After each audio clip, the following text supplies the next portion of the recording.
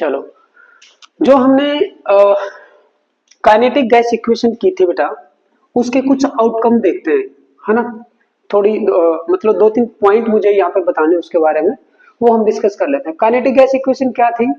Kinetic gas equation थी PV is equal to 1/3 m n u²। काफी important point है, देखो एक चीज देखो यहाँ पे, P क्या है? Pressure, V is the volume, M is mass of each molecule and N is the total number of molecule in that volume V, and U is the root mean square velocity, right?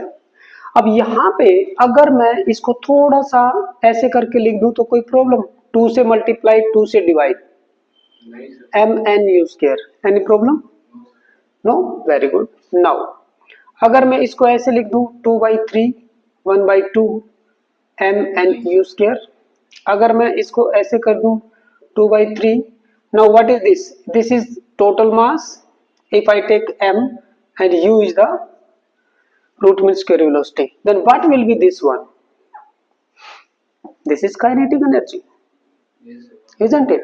So I can put here 2/3 into kinetic energy, right? First important thing is this one, PV is equal to this one. Now if the gas is ideal, if gas is ideal, then PV is equal to nRT. If n is equal to 1, if we consider 1 mole, then PV will be equal to what? PV will be equal to RT. I can use this equation number 2 in equation number 1. So RT will be equal to 2/3 into kinetic energy. So I can find out kinetic energy of the molecules, total kinetic energy of the gas equal to 3/2 RT. So kinetic energy is only a function of temperature. Okay, from here I can find out. Now this kinetic energy, now you see, the molecule inside the container can go in x direction, they may go in y direction, they may go in z direction. This energy is equally distributed in 3 coordinates, okay, or you can say in 3 degree of freedom. There are 3 degree of freedom for linear motion. Okay, if a molecule, for example, this is a molecule, now it is free to move in x-axis, free to move in y-axis, free to move in z-axis, right?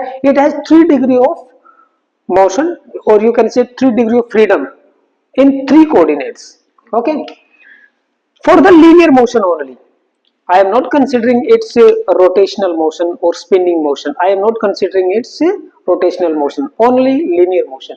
Now this energy is equally distributed along 3 coordinates, or you can say along 3 degree of freedom. So I can write here kinetic energy is equal to half RT in x-axis, half RT along y-axis, and half RT along z-axis. This is according to law of equipartition of energy. This is according to the law of equipartition of energy. If somebody asks find out the total kinetic energy, you will find out by this one. If somebody says find out the kinetic energy of the gaseous molecule along the x-axis only, or along 1 degree of freedom, so that will be this much only. Okay, this is along x-axis, y-axis, and z-axis. Total is, add all these, it will come out 3/2 RT. Okay, half plus half plus half. Understood? This is according to law of equipartition, law of equipartition of energy, right? So this is one thing. Now come to the next one. We are having PV is equal to 1/3 mnu². Now I will deduce all the laws.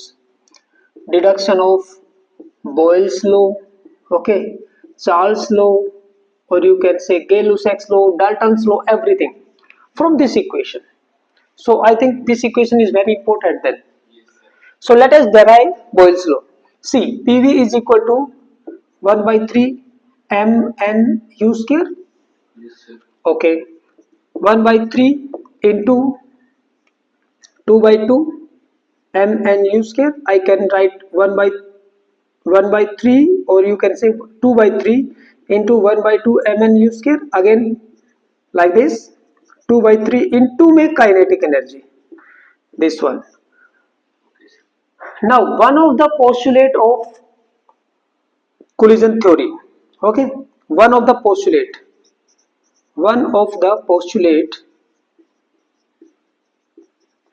of CT, okay, collision theory of gases.